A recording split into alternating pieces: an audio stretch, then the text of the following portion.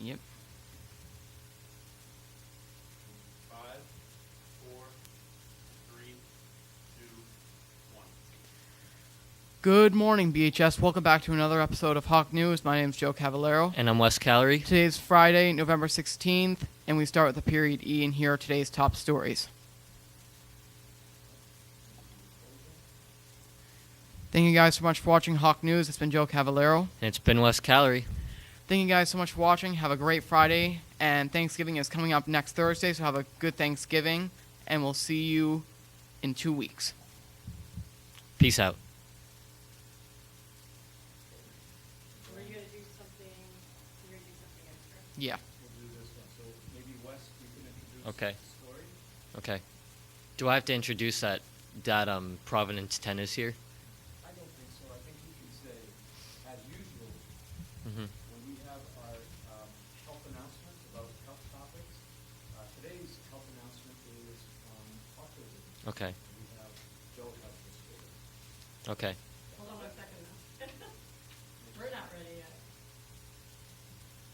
That sound good? Where do I look? You're going to look into whatever camera. Okay. Ignore us. Regular setup. Okay.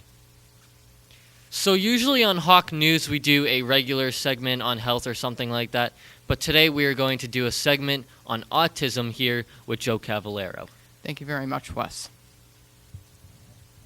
So basically, autism is a disorder for kids like me. It's not for kids like me. Like, kids like me have this disorder called autism.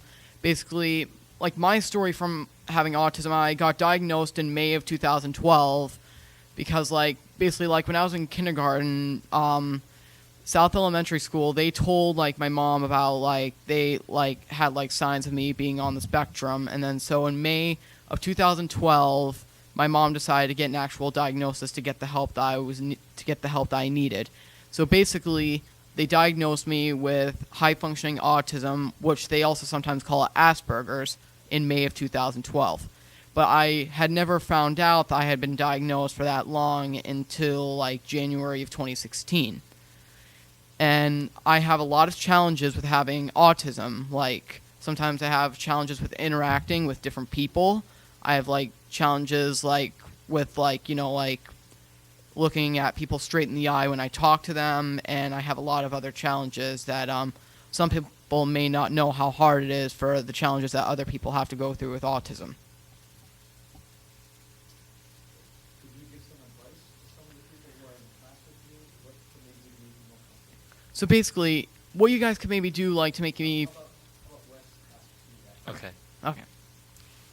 So my question is, if you're in class with 20, 25 other different people, what can they do to make you feel more comfortable in your surroundings? Well, depending on, if I'm having, a bad day, if I'm in a bad mood, since, I sometimes, have, some moments. Sometimes, if I'm in, a bad mood, sometimes, they can maybe just, not talk to me, whenever, I'm ready to talk to them. Because sometimes I'd see you in the hallways and you'd look a little bit mad, and I'd be like, "Hi, Joe," and you wouldn't say anything, and that's when I know, not to talk to him because he's going through one of those moments. But other times I think Joe is one of those kids, you can have a conversation with him about something that you guys don't really have in common.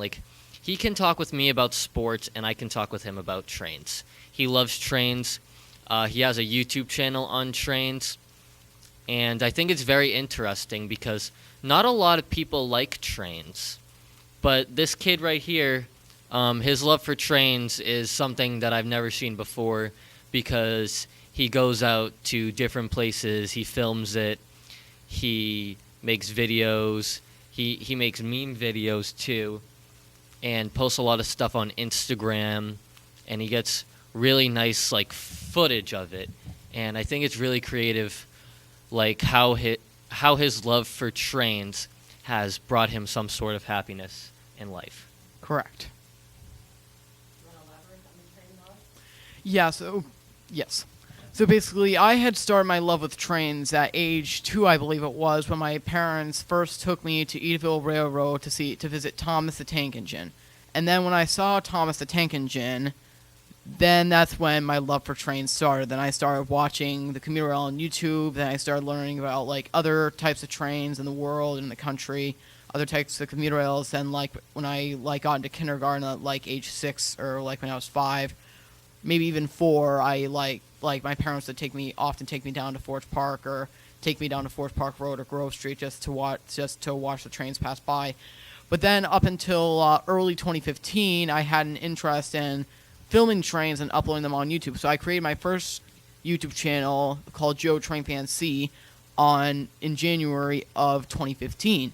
But then unfortunately I had accidentally signed out of the account. I forgot the password, and I was very upset about it. And then basically I had decided to make a new YouTube channel, start out fresh as J Trainer 2004C.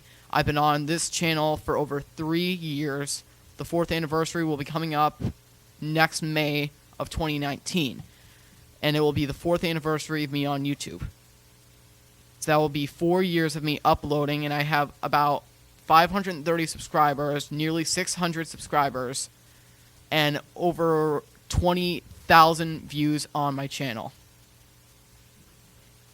A couple videos from 3 years ago, I saw you get like 24K views. Can you tell me what that was about? That, like, even, like, my parents got confused about that. Like, I wasn't sure, like, how they got... I think, like, a majority of that is probably me, like, watching it, because those were, like, my videos from, like, 3 years ago, like, when I was first starting out, and, like, that, at the time, like, nobody knew who I was on YouTube, so, like... Because sometimes I make, like, different accounts just, like, to subscribe to my channel, or, like, you know... just to make it seem like that there's a lot of other views, but sometimes that doesn't always work, and... I think that's possibly part of the reasons why a few of my videos have like 22K views on them. Or maybe they're just other people watching them over and over again, too. Yeah, because, I mean, my channel has grown a lot over the last 3 years. I have over 500 subscribers now, which I reached 500 just recently. And another thing I want to talk about is your love for Hawk News. You show up every week, more than me sometimes, and you just come ready with stories, and you just like it. Can you tell me about that? So basically, I first saw Hawk News when I first came to BHS last year. I first saw Hawk News on October 13th, 2017, and then I saw Hawk News a few weeks. I saw a few other Hawk Newses after that, and then I began interested in it, and I asked Mrs. Walnut how I could join Hawk News, and she told me to see Mr. Costa, and I spoke to Mr. Costa, and I've pretty much came here ever since. Who did you look up to on the show? Who did you look up to in general?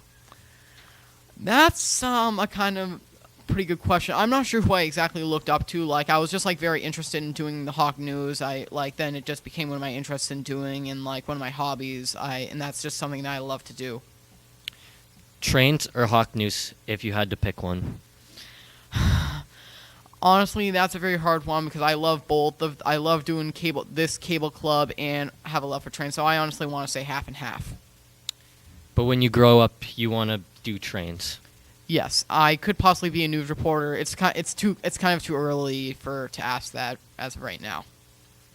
Do you want to be a news reporter in general, or do you want to be a train specialist?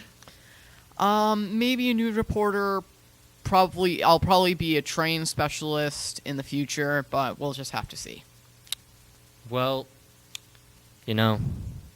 that's a lot coming from you, but like, I like it. I love his love for trains. I love his love for Hawk News. I don't know why I'm saying love 4 times in a row, but at the same time, I think we've learned a lot here about kids who have autism, and thank you very much, Joe.